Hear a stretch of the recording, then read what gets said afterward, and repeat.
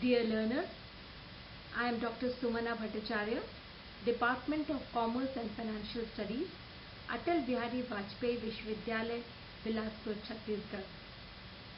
Here I am presenting the second part of my video lecture on the theme Functionaries on Stock Exchanges from the subject Financial Market Operations, Unit number 4 of BCom Part 3.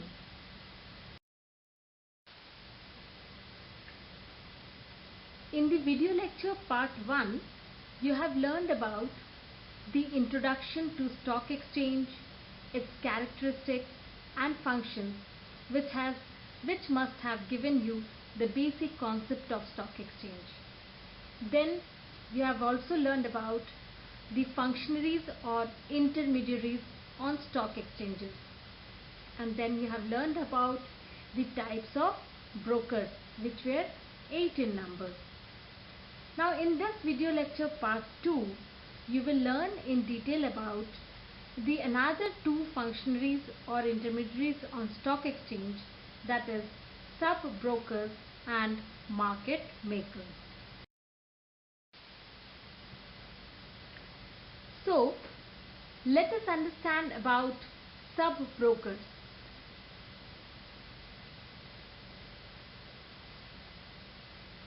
Firstly, a sub-broker is not a trading member of a stock exchange, but he is the person who acts on behalf of a trading member as an agent or otherwise for assisting investors in dealing in securities through such trading members. That means a sub-broker is actually working under a broker. He is not a direct member of the stock exchange, but he basically assists the investors in dealing in securities through the trading members. Now, who are the trading members? Who are directly registered with the stock exchange. Then the second important point is that the sub-brokers act as enablers for the investors. Now, enablers means those who want to invest in the stock market or other investment avenues. These sub-brokers are there to make them unable to invest their valuable money through the stock exchange. The sub-brokers also play an educative and advisory role. The sub-brokers not only help the investors with buying and selling of shares, but they also play an educative and advisory role. The sub-brokers helps investors to find the right stocks to invest in, understand the pros and cons of investing in stocks, and help out with various investment options like mutual funds, derivatives, commodities, and so on. So as you know, in this portfolio market, there are various options for an investor to invest his valuable money. Now, it is not always necessary that a person who is having a good amount of money to invest is also equally knowledgeable to know where it should be invested. For enabling this investor to gain proper knowledge, the sub-brokers play a very important role of giving them awareness, education, as well as advice that where the hard-earned money remains safe in the stock exchange. Then comes about the certificate of registration from SEBI. SEBI means Stock Exchange Board of India.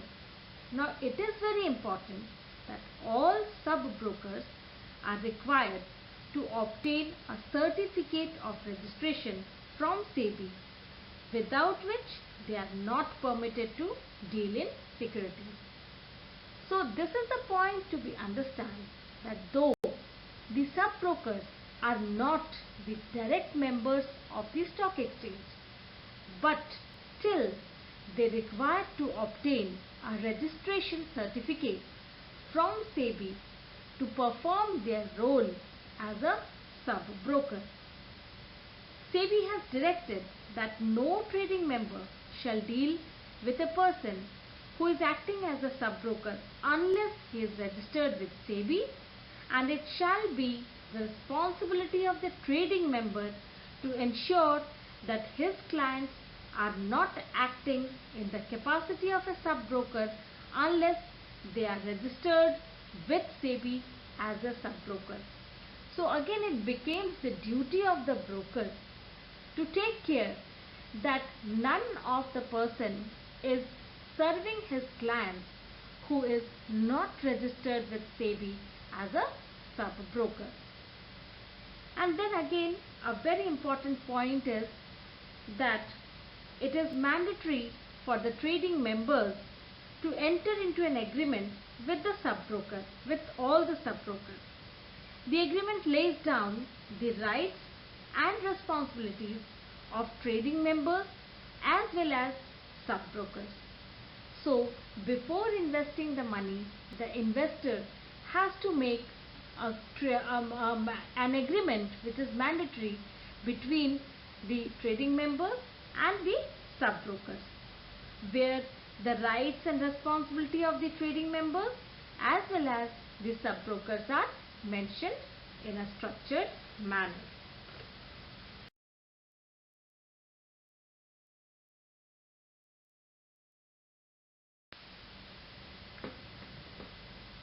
So now let us understand the difference between broker and a sub-broker.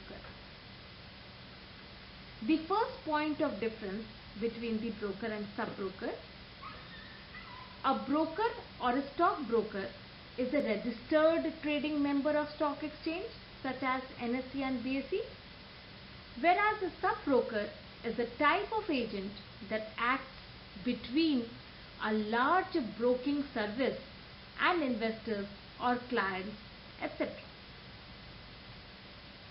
The brokers are authorized to trade on the stock market on behalf of a trader or investor, whereas the sub-brokers are usually business associates of brokers. Their duty is to provide services of the broker that they are associated with to the clients of the broker. Then the brokers typically offer their services in exchange for brokerage fees, whereas the sub-broker receives a portion of brokerage as commission. A broking company must be registered with Securities and Exchange Board of India, SEBI and the Stock Exchange. A sub-broker is a person who is appointed by a stockbroker and acts on behalf of a trading member as an agent, but he is not a trading member of a stock exchange. He obtains a certificate of registration as a sub-broker from SEBI. The broker plays a critical role in executing the buying or selling order of the investor, whereas a sub-broker is a crucial link between a large broking firm and the investor. So in a way, the role of broker and sub-broker both are very important in the stock exchange as the functionary or the intermediary. But it can be clearly understood that the brokers are direct traders through the stock exchange for the investors, whereas the sub-brokers are appointed by the brokers to provide services to the client of the broker.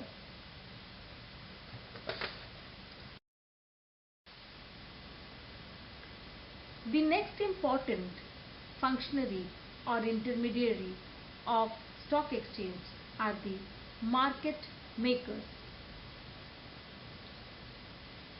The market makers are individual market participants or appointed by the stock exchange as member firms. Let me explain you that a market maker is an individual market participant or member firm of an exchange that also buys and sells securities on its own account. The most common type of market maker is a brokerage house that provides purchase and sale solution for the investors in an effort to keep the financial market liquid. Now understand this, market makers are basically who? They can play the role of individual participant also, and they are also appointed by the exchange as the member firms. And what is their most important part of role? That is to maintain the liquidity of the financial market. Then the market maker can also be an individual trader and sell from its own holdings or inventory. That means a market maker who is also known as local, but due to the size of securities needed to facilitate the volume of purchases and sales, the vast majority of market makers work on behalf of large institutions. Each market maker display buy and sell quotation from a guaranteed for a guaranteed number of shares. Once an order is received from a buyer, the market maker immediately sells off his position of shares from his own inventory to complete the order. Thus, the market making facilitates a smoother flow of financial markets by making it easier for investors and traders to buy and sell. So what is the important part? That the market maker also holds his own holding of inventory, and as he receives the order, he can sell out of his own inventory and maintain the financial liquidity of the market. Now the market makers are compensated for the risk of holding assets because they may see a decline in the value of security after it has been purchased from a seller and before it's sold to a buyer. So that is why they are compensated for the risk. So what is their risk? Suppose the market maker is having his own inventory, he is holding a large sum of inventory, and before he receives an order from a client, there is a fall in the prices of the security. So that may cause a loss to the market maker. So the risk the market maker takes for holding the securities before it is sold to the client, investor client, for that particular risk he is being compensated through the bid spread. I'll explain the bid spread later.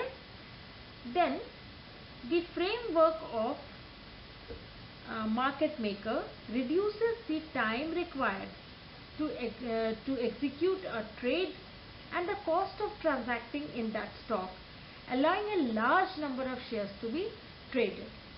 So a good framework is required because see, the market maker, what it is doing, it is reducing the time, because from the direct purchase, if the individual make a direct purchase from the exchange or from the broker, he may not hold that much stock.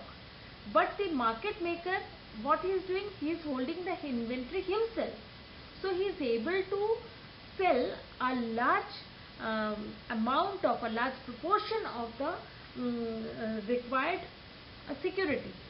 So he is reducing the time of sale and purchase, and that is the important role of market makers in the stock exchange. Then again a new term arises here, that is DPM, that means a designated primary market maker. He is a specialized market maker approved by an exchange to guarantee what they will take a position in a particular assigned security, option or option index. So what is DPM? It is a specialized market maker approved by an exchange to provide guarantee for a particularly assigned security.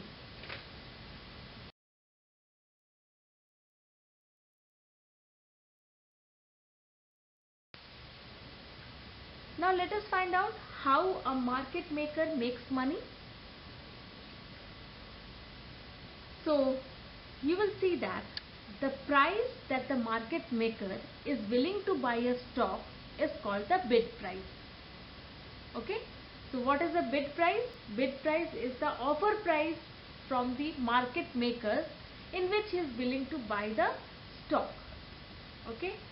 Then the price that the market maker is willing to sell it is called the ask price. Okay.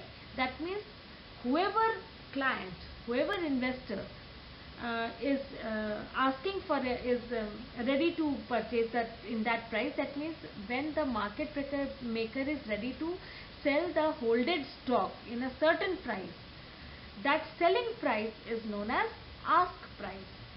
So you came to know about two prices, bid price and ask price. So next is the difference between the above prices is known as the market maker spread or bid ask spread, which makes money for them. Now suppose the bid price is rupees 500 for a particular stock and the ask price is 550 for the stock.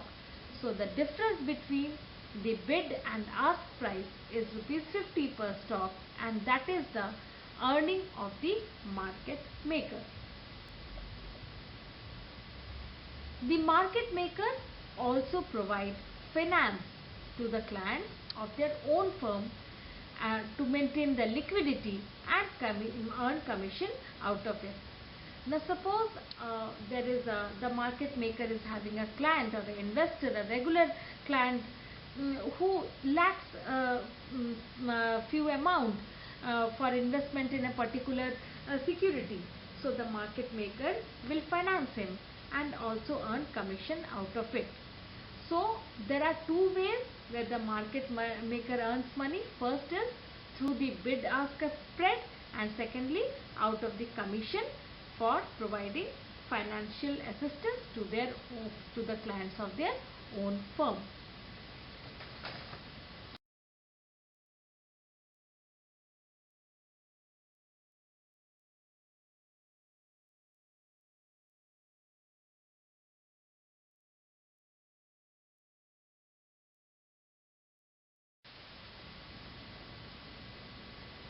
So dear learner, thank you very much for watching this video. I hope this video will help you to understand the concept of sub-brokers and market makers. In the next part, we will continue to further learning of the same unit. Thank you very much.